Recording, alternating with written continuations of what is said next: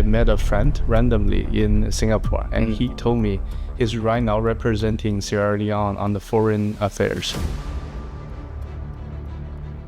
So I was thinking, what can we do together? And there's a bunch of digital nomads right now looking for like different green cards, and Sierra Leone can be a great place for this kind of stuff. Trump launched a coin has really give us green lights to a lot of countries. Basically, after Trump launched a coin, there's the regulatory risk is pretty low. I say EVM because I try not to say only Ethereum. Honestly, I think Ethereum is sort of dying. I always think all the founders should learn how to mimify their strategy, mimify their story. Even Bitcoin is a meme token, right? You have done a phenomenal job as a good storyteller, but you happen to be an Asian founder. It's not very common. What is your secret?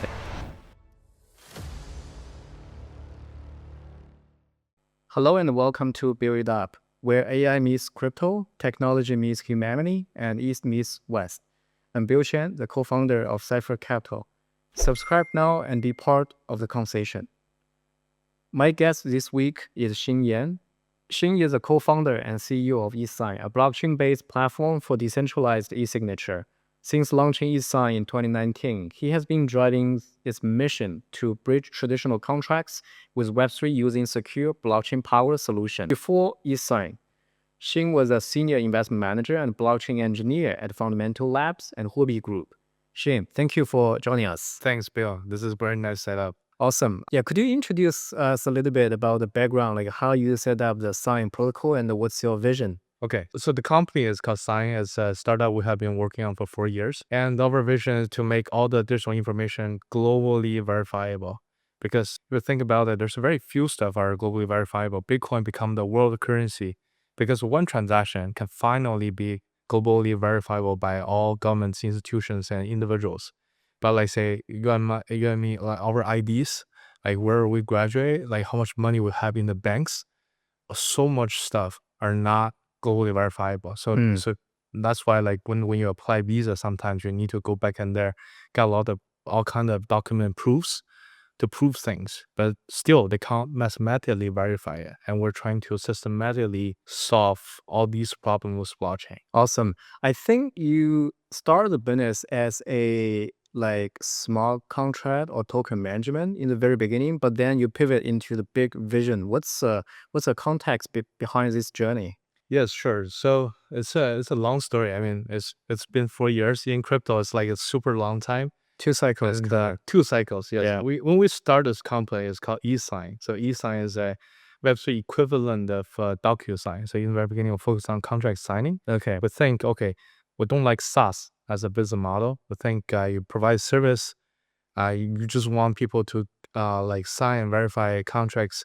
You don't really need to hire 1,000 people and call phone call like people to buy your service, right? So I don't like SaaS. So we ended up build a system to it's a protocol in a sense, so everybody can sign or express your consent over a contract and record it on chain. So all the others, when they see the PDF, they can see you actually sign it.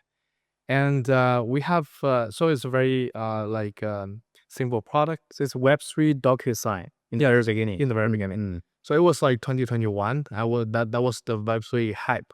So we think about Web3 as the next generation of the internet. So we rebuild everything.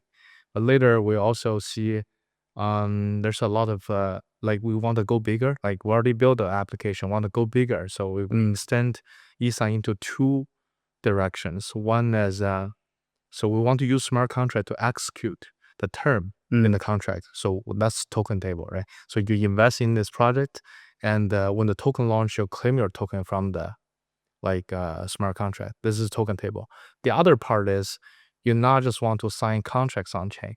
You want to register and verify all the other information on chain, like say your identity, your visa, your a proof of fund, all the other stuff on chain. So basically, you wanna bring all the public goods / service to the blockchain, not only for private sector but also for sovereign entity, etc. Yes, exactly. I think especially this year, we're working with countries to bring the public service on public infrastructure, which is blockchain.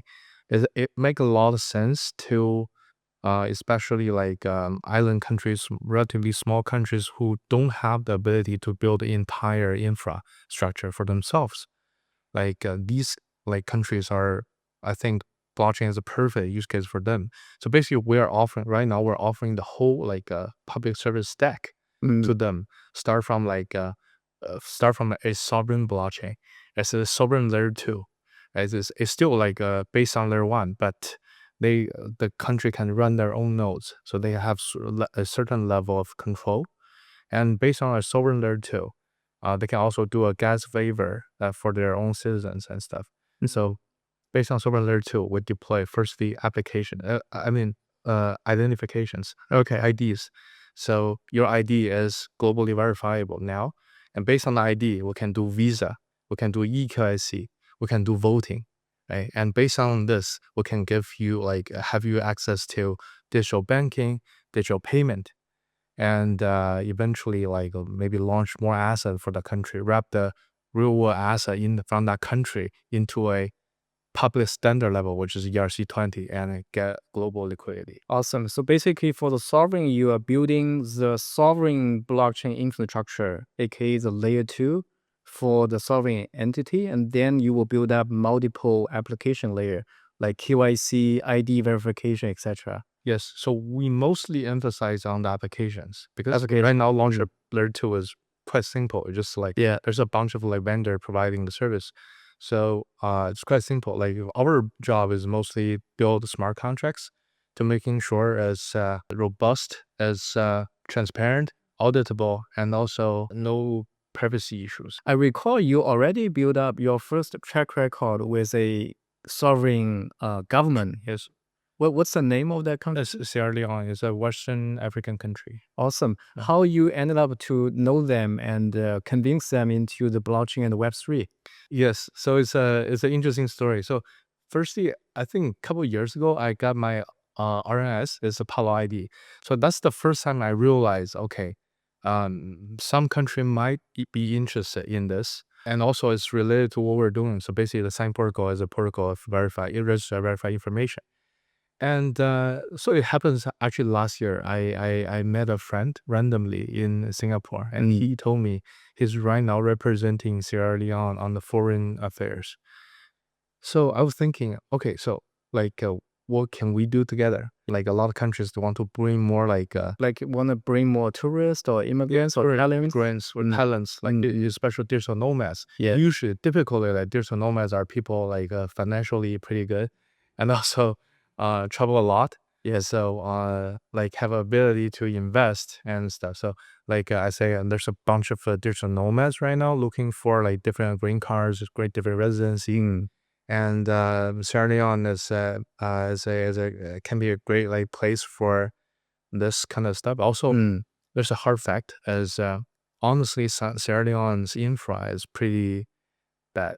In a sense, they don't really have digital infra. The IT infra or the traditional infra or everything? The digital infrastructure. Digital infrastructure. Start from data center, and based on the data center, all the digital services, like say host something to host website, like different like on-chain, different like government affair like portals. They just don't have them all. So which we the pitch we give them is like we can build a Singapore level of ID system for you. Like we charge nothing in the very beginning, and you don't worry about about maintenance or stuff because it's open sourced. As deployed on chain, you don't really need a local data center to host it, and there's no privacy issues. So we sell the whole system, ID system to them first, and they accept. Alternatively, if they accept adoption of your system, what kind of a traditional option they sort of drop, like IBM system or other type of system?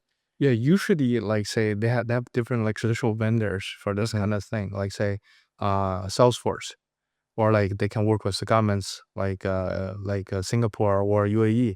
So UAE and Singapore also built a very good like ID system and actively like export the system to the other countries. Awesome. That become your first sovereign contract. Yes. What's next? Are you gonna, expand to more country, or you wanna sort of, build up the whole ecosystem for one nation first? We're doing this together because, frankly speaking, it's very rare to have opportunity to do this kind of stuff, right? Yes. So You need a counterparty be mentally ready as well. yes, Mm. but I think like Trump launched a coin has really give us green lights to a lot of countries. Mm. Basically, after Trump launched a coin, there's the regulatory risk is pretty low, and actually a lot of countries want to try new stuff. There's a one interesting example. Say one time I talked to an island country, so the island country told me like they work closely with Circle and they want to use like digital payment. I said why? Because say the traditional like alternative are Visa, basically charging 2 to 8% from every transaction. Yes. Right? Yeah. So basically, like a U.S. company is charging 2 to 8% tax from a faraway island countries digital payment. Yeah. It's just too heavy. Yeah. For a small So country. in that sense, Visa is also a commercial sovereign. Yeah. Very successful. Yeah. They charge everywhere by their tax rate. Yeah, but you see, like the different area try to set up their own standard. China have Union Pay. Yeah. Like UAE has a new like initiative, and Singapore have nets. So different places have try to set up their own network. But I would say the biggest network is EVM, is a blockchain network. That's the truly global network. Yes. So we're trying to sell the biggest standard to these small countries. First, it was Sierra Leone, and there's one more country I can't say name yet. They will adopt the whole stack from the sovereign layer to all the other public like services we're providing, and we will keep working with them for different stuff. So and also we're also expanding horizontally. Like we also like say for some countries like Thailand they already have a lot of existing infra. So for them, we'll only build very small like elements or something for them. And also like I'm here in UAE for a like business trip, also pitching UAE Pass, see if we get a chance to replace the backend like of UAE Pass to make it compatible with EVM. So in the future, it can be easily integrated with the USDC, USDT, or the USB payment, like stablecoin networks and stuff. Just a side question. You mentioned EVM multiple times. Right. It's a Ethereum virtual machine, right? Yes. Sounds like you're a big fan of the Ethereum and Ethereum's ecosystem. What do you see the Ethereum EVM versus Solana or other ecosystem? Okay. Yeah, I say EVM because I try not to say only Ethereum. Honestly, I think Ethereum is sort of dying, and the biggest problem for Ethereum is the governance structure. Like say, whoever like if you are a huge holder of Ethereum, you get no governance right.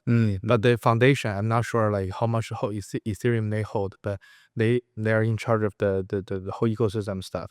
So I think the ideal like governance structure is like whoever holds the most ETH will decide the future of Ethereum. Or like if you truly want Ethereum to become the world computer, usually involve people from different countries. Yeah. So that's what I'm thinking about Ethereum. But I will start here. This is a very good spread of the capitalism. Yes. Like in US, the richest people who shall get involved in the politics, right?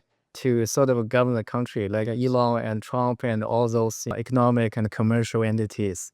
Yeah, and that's the stakeholder like economy, right? So Yeah. you want people who have the largest stake in this to take charge of this. So, but for the other people, like you can't really have like moral like requirement or like something to ask them to work harder for all of us. Yes, it's hard. So what I'm saying is, I say it's EVM because I see EVM is already become the best standard. And Ethereum is dying in a sense of ecosystem, and also because of gas is too high at the moment. I don't see like say people launching coins, people launching different stuff, and pay so much gas would really benefit themselves. So right now we mostly using like say Base or BNB chain. So I emphasize EVM. I think EVM is become the best standard of all like application. It's like a universal standard. Yes. Or language. Yes. And compared to all the other like VMs, they have a few advantages, like say compared to SVM, compared to Move and the other, there's some emerging like standard. I would say EVM firstly have most smart contract tested out. Like sometimes they say you can't have a bunch of audit report to say if a smart contract is safe enough. You need to test with billions of dollars money. Yes. So Ethereum EVM have a lot of smart contract has been tested by billions of dollar money. And secondly, like the developer user experience the best.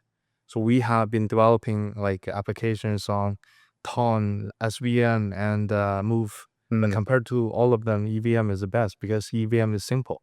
And also for the past years, the developer, in terms of number of developers, EVM is like way beyond all the others.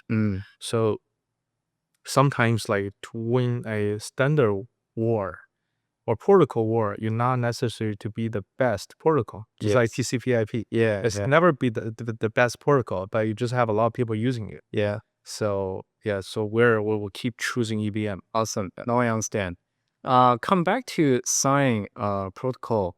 Commercially, I think you have already done a lot of very impressive track record, like bring tens of millions of users to the blockchain. Can you elaborate a little bit on that? Yes. So basically for us, like our preference is always like bringing new users like on chain. And say last year we have a really good partnership with Ton, because firstly we see in Ton as a mass onboarding movement. Because like you say, Telegram have like 1 billion users, and Ton is a blockchain based on Telegram, right? So they want to convert Telegram user become Ton user. So their strategy is to launch different mini apps, like small games. So tap give you a free token, and when you claim the token, you set up a wallet. And our role in this game is we build token table as the best token distribution solution for Ton. So when you claim token from the smart contract, that smart contract is our product. So basically we empower about like 30 million addresses claim token, and most of the addresses are the first transaction that they claim from us. Where the 30 million population they come from? From which jurisdiction? I would say like from a lot of emerging markets, like say Eastern Europe countries, and Western Africa, and Nigeria. And it's huge like crypto community there, and also like in Middle East, this area. I think this is the biggest community. In town. So it sounds like it's a very fintech inclusive airdrop to a lot of emerging market. I think is very underrated stuff, because I'm living in the US. There's so many people talk about bank to unbanked. Like basically give those people who don't have a bank account. Yes. But I don't see there's a lot of people that onboarded. But Ton is actually giving a lot of users who don't have a US dollar account, USDT wallet, and also with a yield bearing like features in there. I would say Ton really give like tens of millions user like in a bank account stuff. But I really think this is great. It didn't get enough like attention. Yes. Impressive. So with your help, you bring tens of millions of users into this blockchain. Yes. And I understand Sign also become a very popular community as well, right? Yes. So can you talk about like what is the Sign community, and why it's associated with the orange color? Yes. So our community is called Orange Dynasty because from the very beginning, randomly our branding color is orange. So it's not a deliberate design from the very beginning. You don't know, like, I mean, in the very beginning, someone choose orange, right? I didn't choose, but we just stick to it. I mean, just like Bitcoin, why Bitcoin color is orange, right? Satoshi didn't like assign is orange, but the community choose it. So I think same here. Like, I just want to share more about the community building, because I was a VC bro. I mean, so VC guy right now is people know like VC bro don't really not necessarily understand meme coin, or sometimes they're on the different side. They don't like each other. But so I was a VC back then. I built E13 in the very beginning. We positioned ourselves as a application builder, and I mostly talk about the product features and stuff. Yeah. Later I realized crypto is about community, right? So you have a different like applications, and the applications will have users, but your user not necessarily become your community, and vice versa. Like your community doesn't need to be your user. For example, there's so many people care about SpaceX, but SpaceX is not a 2C business, right? Nobody using SpaceX, Yes. right? Yeah. But we care about SpaceX because we love the vision. Same here. I think to build a crypto community, like you don't really need them to become your user, but you need to make your vision very clear. I say our vision, as we see in the future, everything can be globally verifiable. We're building a global community, like to spread like money, freedom, and integrity. So we have, so basically we have this culture, we have this vision set up, and we basically trying to encourage people like to like each other, to like follow each other, to engage with each other. Most of VC coin do is like their marketing strategies. So they make their founder broadcasting like bullishness to the community. It's like I'm broadcasting everything. Everybody will hear me out. So you guys just listen to me. Yeah. So we are trying to build a culture that so it's all like user generated content, and they like each other. They incubate, like they work with each other, and also we incubate our KOL from our community. We use our attraction to retweet, to give them exposure as long as they are creating good content and stuff. So by doing this for only doing this for half a year, but right now I think our community is pretty phenomenal. And at least for me, I'm already in a huge, massive like echo chamber. I can't see anything outside the orange. When I open Twitter, it's everything about orange. I try to see the others. I have to like click not interested. I don't want to unfollow them. It will break their heart. But just Wow, right? this is such a great mimetic strategy. I always think, all the founders should to learn how to mimify their strategy, mimify their story. I mean, even Bitcoin is a meme token, right? It's a middle finger to the global establishment. And also, you just raised a very great example regarding the the SpaceX. Very few customer, but the global internet users are the big fan of SpaceX. Yes. I think it's the realization is about, I realize what matters is not the product as a community.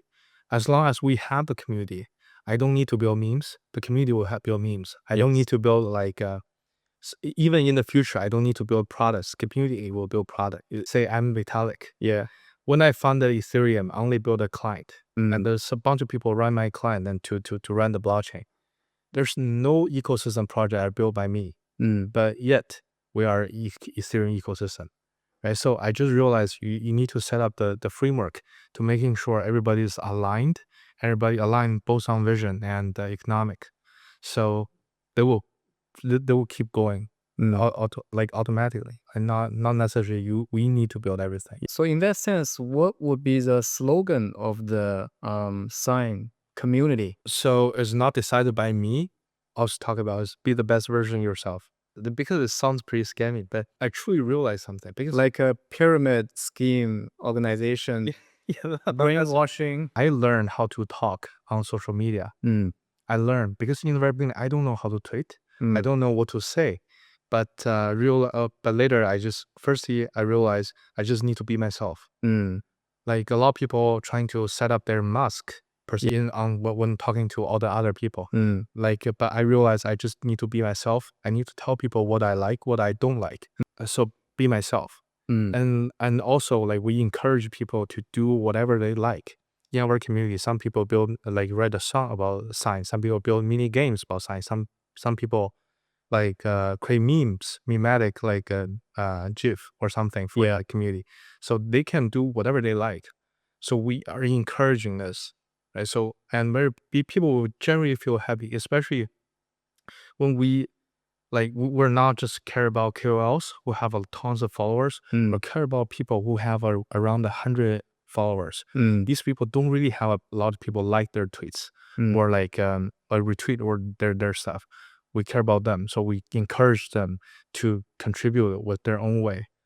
So they choose to be the best version of themselves. I never choose that, but I really keep repeating in the It's a very decentralized vibe. yes. Yes. Wow, that's impressive. And on top of that, let's pivot the gears a little bit. Talk about AI. Because your vision is to be a better version of yourself. Yes. I think that's also the vision of AI. Yeah. What do you see the intersection between AI and crypto?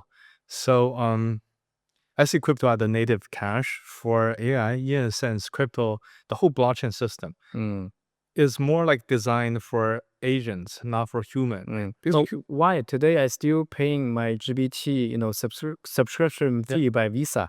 Yeah. Why you think in the future it's gonna be, the native currency for AI? I mean, like say the whole system, the bank account system is set up, it's designed for human, right? It is not designed for agent. So when agent want to have Why is that?